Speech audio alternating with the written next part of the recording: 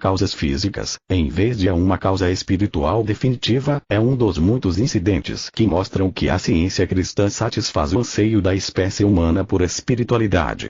Proposta pertinente depois de prolongado exame de minha descoberta e de sua demonstração na cura dos doentes, tornou-se-me evidente este fato, que a mente governa o corpo, não parcial, mas inteiramente. Submeti meu sistema metafísico de tratar a doença às mais amplas provas práticas. Desde então, esse sistema gradativamente ganhou provas confirmadoras. Terreno, e sempre que cientificamente empregado, deu provas de ser um agente curativo mais eficaz na prática médica. Há mais de uma escola de ciência cristã. A ciência cristã é demonstrável. Portanto, não pode haver senão um só método no seu ensino. Aqueles que se afastam desse método perdem o direito de pertencer a essa escola, e tornam-se adeptos da escola socrática, platônica, spenceriana, ou de alguma outra. Isso quer dizer que adotam algum sistema particular de opiniões humanas, e a ele aderem.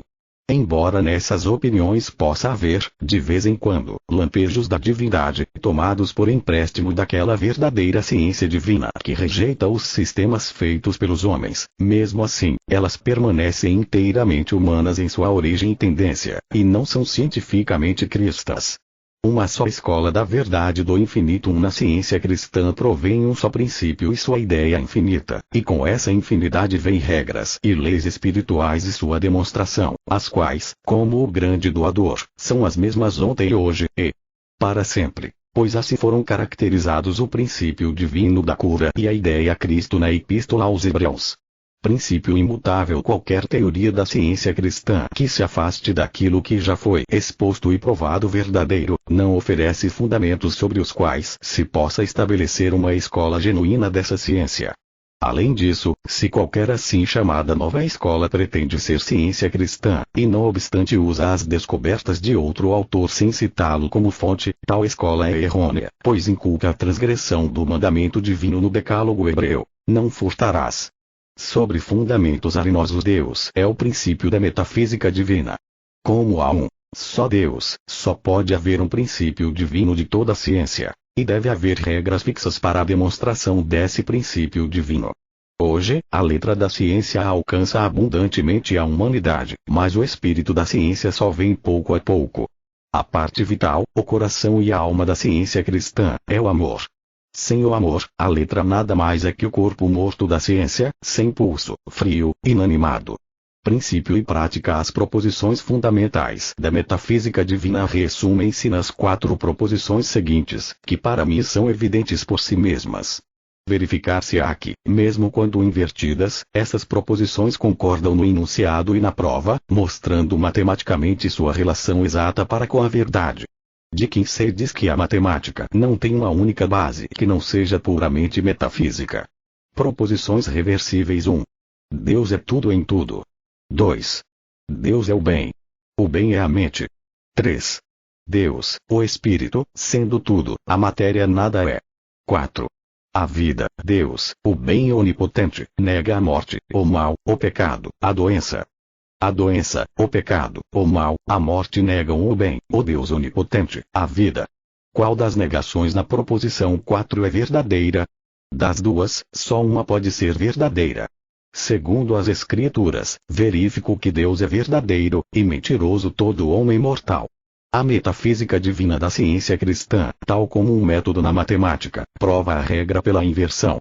Por exemplo, não há dor na verdade, e não há verdade na dor. Não há nervo na mente, e não há mente no nervo. Não há matéria na mente, e não há mente na matéria. Não há matéria na vida, e não há vida na matéria. Não há matéria no bem, e não há bem na matéria.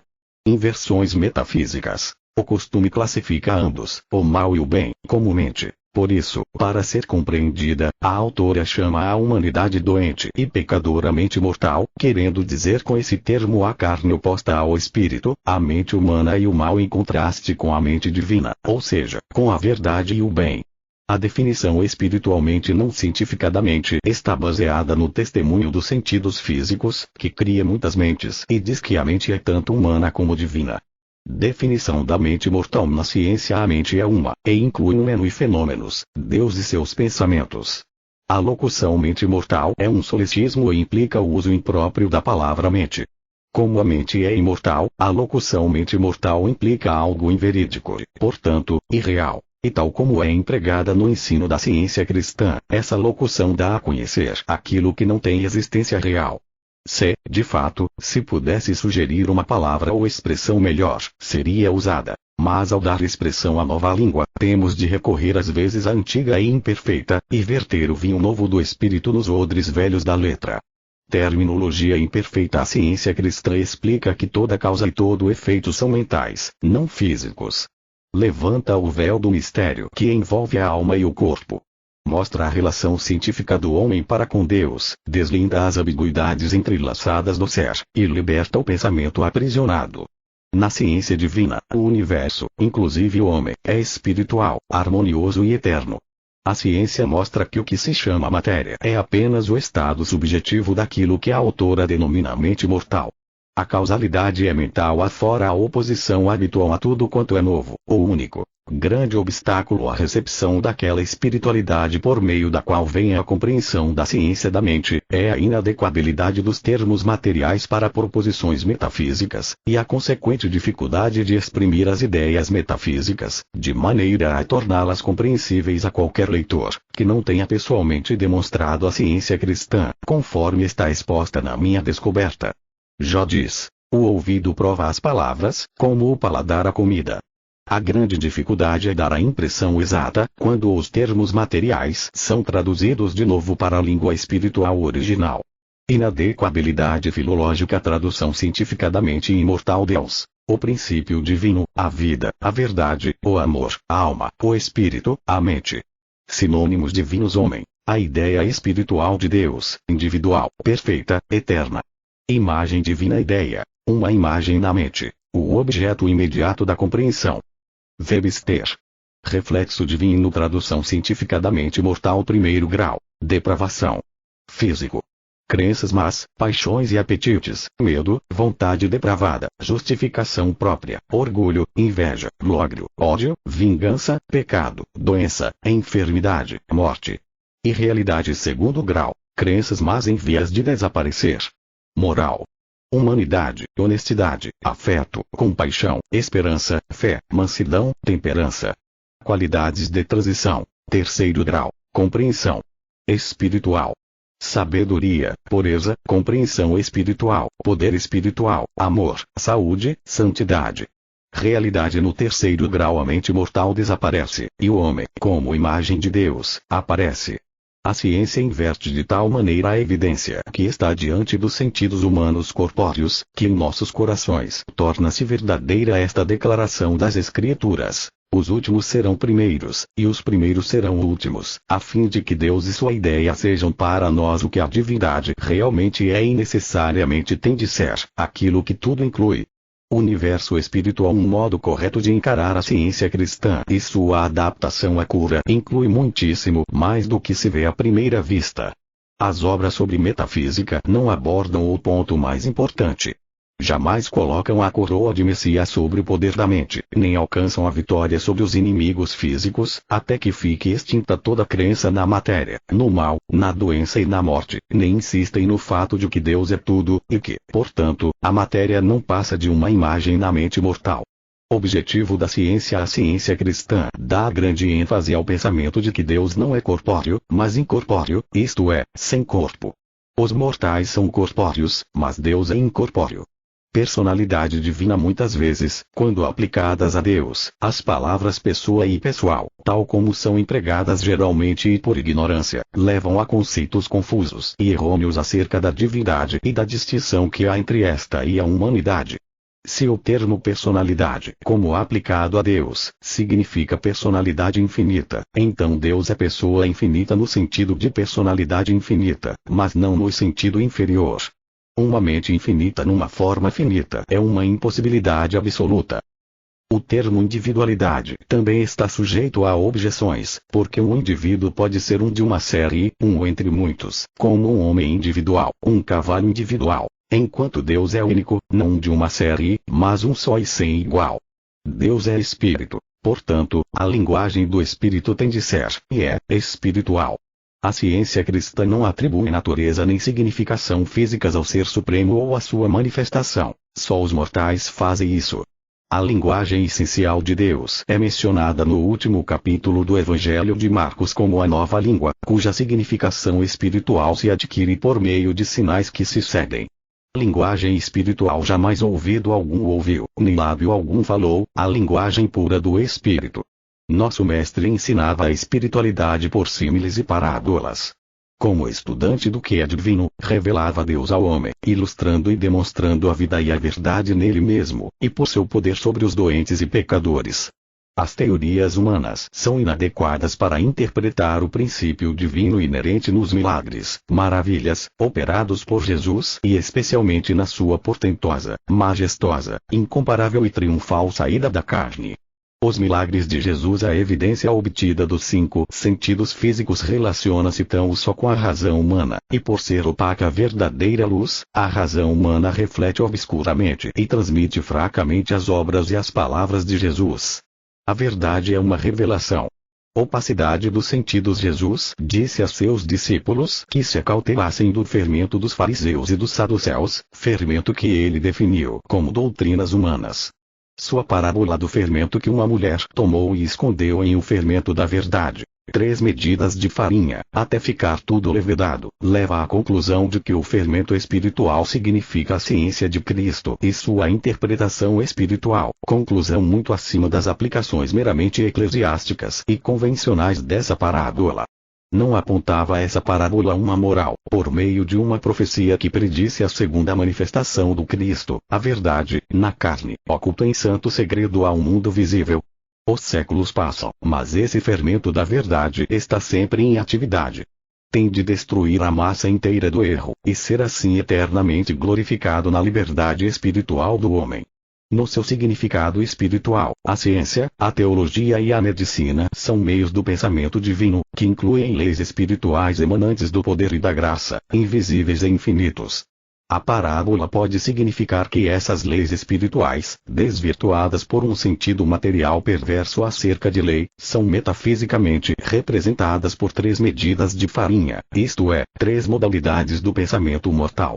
Em todas as formas mortais do pensamento, o pó é dignificado como o estado natural dos homens e das coisas, e as modalidades do movimento material são honradas com o nome de leis. Isso continuará até que o fermento do espírito transforme a totalidade do pensamento mortal, como a levedura transforma as propriedades químicas da farinha.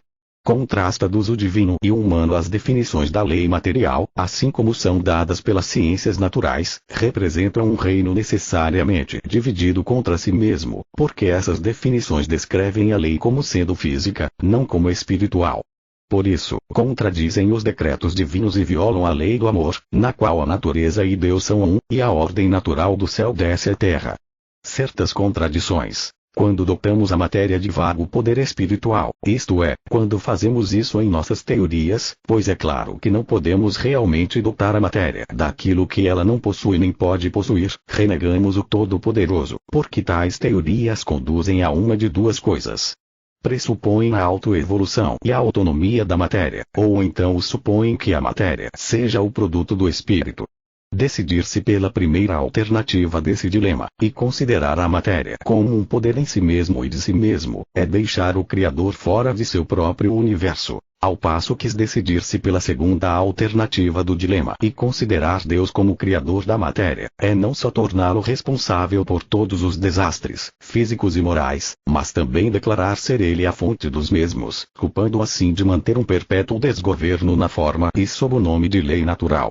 Dilema do qual não há escapatória em certo sentido. Deus é idêntico à natureza, mas essa natureza é espiritual e não se exprime na matéria. O legislador, cujo raio paralisa ou prostra de morte uma criança em oração, não é o ideal divino do amor onipresente. Deus é o bem natural, e só é representado pela ideia da bondade, ao passo que o mal deve ser considerado desnatural, porque é contrário à natureza do espírito, Deus. Deus e a natureza. Ao contemplar o nascer do sol, constatamos que acreditar que a Terra está em movimento e que o Sol está parado contradiz o testemunho dos sentidos.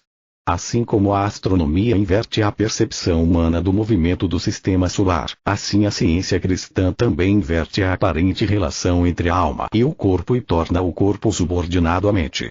O mesmo se dá com o homem, que é apenas um humilde servo da mente, o sol e a alma, que propicia descanso, embora isso pareça diferente ao sentido finito.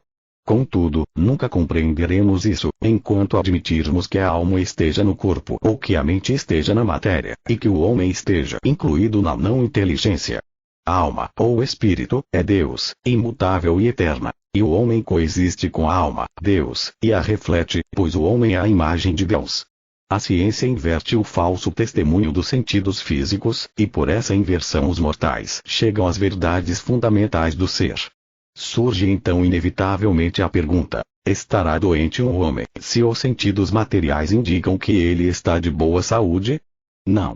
Pois a matéria não pode impor condições ao homem. E estará ele bem, se os sentidos dizem que está doente? Sim, na ciência, na qual a saúde é um normal, e a doença, ou anormal, ele está bem.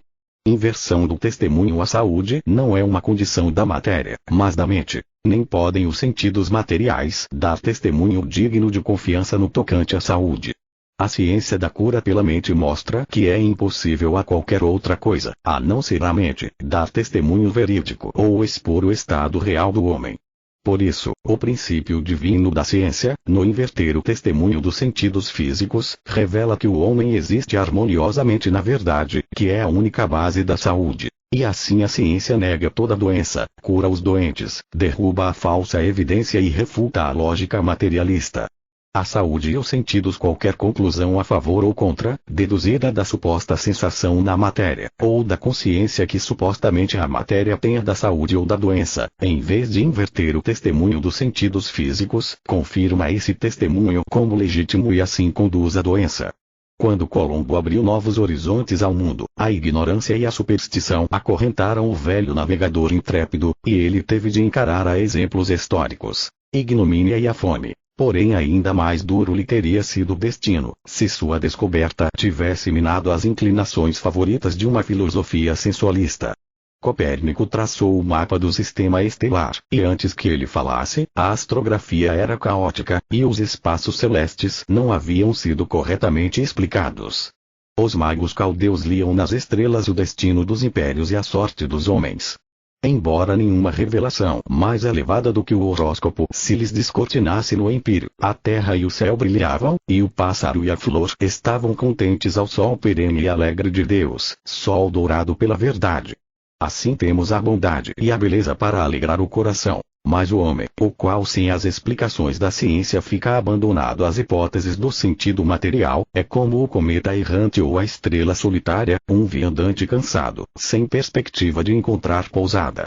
Beleza perene. A rotação diurna da Terra é invisível aos olhos físicos, e o Sol parece mover-se do leste para o oeste, quando é a Terra que se move do oeste para o leste. Enquanto não foi refutado por conhecimentos mais exatos das realidades eternas, esse falso testemunho dos olhos desnorteava o julgamento e induzia a falsas conclusões. A ciência mostra que as aparências muitas vezes são errôneas e corrige esses erros pela simples regra de que o maior governa o menor. O Sol é a imobilidade central, no tocante ao nosso sistema solar, e a Terra gira em torno do Sol uma vez por ano, além de girar diariamente sobre seu próprio eixo. Desvendamentos astronômicos. Tal como está indicado, a ordem astronômica imita a ação do princípio divino, e assim o universo, o reflexo de Deus, é levado a aproximar-se mais da realidade espiritual, ficando aliado à ciência divina, tal como esta se manifesta no eterno governo do universo. O testemunho dos sentidos físicos muitas vezes inverte a verdadeira ciência do ser, e cria assim um reino de discórdia, conferindo imaginário poder ao pecado, à doença e à morte. Mas as grandes realidades da vida, corretamente compreendidas, derrotam essa tríade de erros, contradizem-lhe as falsas testemunhas e revelam o reino dos céus, o verdadeiro reinado da harmonia na terra. A inversão da ciência da alma pelos sentidos materiais foi exposta de maneira prática há 1900 anos pelas demonstrações de Jesus. Apesar disso, esses assim chamados sentidos ainda subordinam a mente mortal ao corpo mortal, e consagram certas partes da matéria, tais como o cérebro e os nervos, como sedes da dor e do prazer, de onde a matéria comunica a essa assim chamada mente seu estado de felicidade ou de miséria. Testemunho contraditório. O foco óptico é outra prova da ilusão do sentido material. Na retina, o céu e as copas das árvores parecem dar-se as mãos, as nuvens e o oceano encontram-se e se fundem. O barômetro, esse pequeno profeta de tempestade e de bonança, o qual nega o testemunho dos sentidos, marca bom tempo em meio a nuvens sombrias e chuvas torrenciais. A experiência está cheia de exemplos de ilusões similares, dos quais todo pensador pode se lembrar.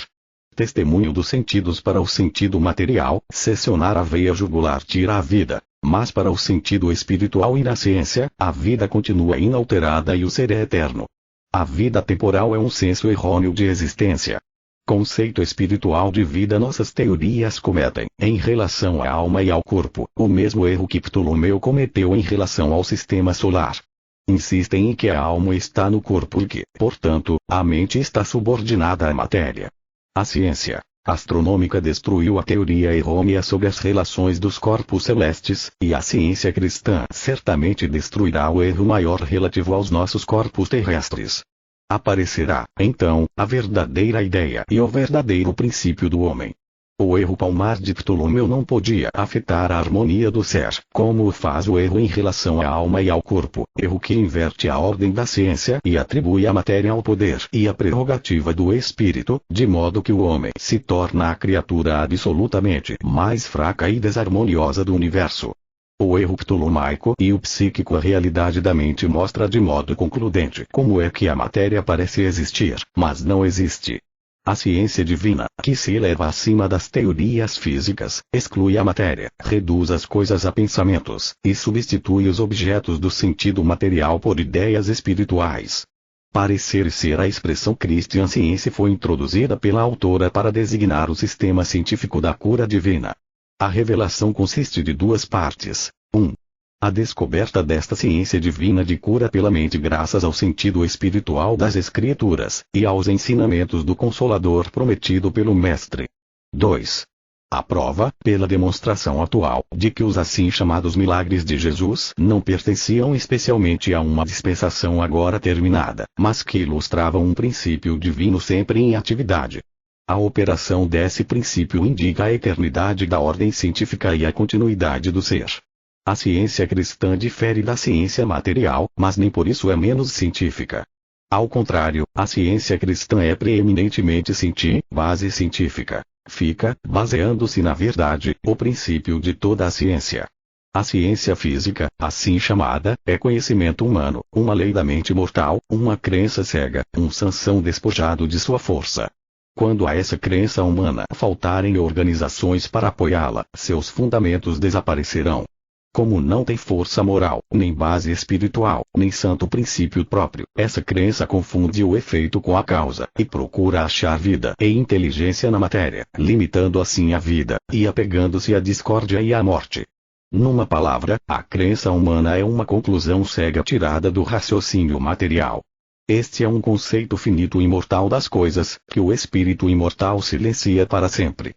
Ciência física, uma crença cega. O universo, tal qual o homem, deve ser interpretado pela ciência segundo seu princípio divino, Deus, e então pode ser compreendido. Quando, porém, explicado com base no sentido físico e representado como sujeito a crescimento, madureza e decadência, o universo, tal qual o homem, é, e há de continuar a ser, um enigma. Interpretação correta. A adesão, a coesão e a atração são propriedades da mente. Pertencem ao princípio divino e mantêm o equilíbrio daquela força-pensamento que lançou a Terra em sua órbita e disse à onda orgulhosa: até aqui virás, e não mais adiante. Mental. Toda força ou espírito é a vida, a substância e a continuidade de todas as coisas. Andamos sobre forças. Retirai-as, e a criação terá de se desmoronar. O conhecimento humano as denomina forças da matéria. A ciência divina, porém, declara que elas pertencem por inteiro à mente divina, são inerentes a essa mente, e assim as reintegra no lugar e na classificação que de direito lhes pertencem. Os elementos e as funções do corpo físico e do mundo, físicos se modificarão à medida que a mente mortal mudar de crenças. O que agora é considerado a melhor condição para a saúde orgânica e funcional do corpo humano, poderá não mais ser tido como indispensável à saúde. Ver-se-á que as condições morais são sempre harmoniosas e salutares.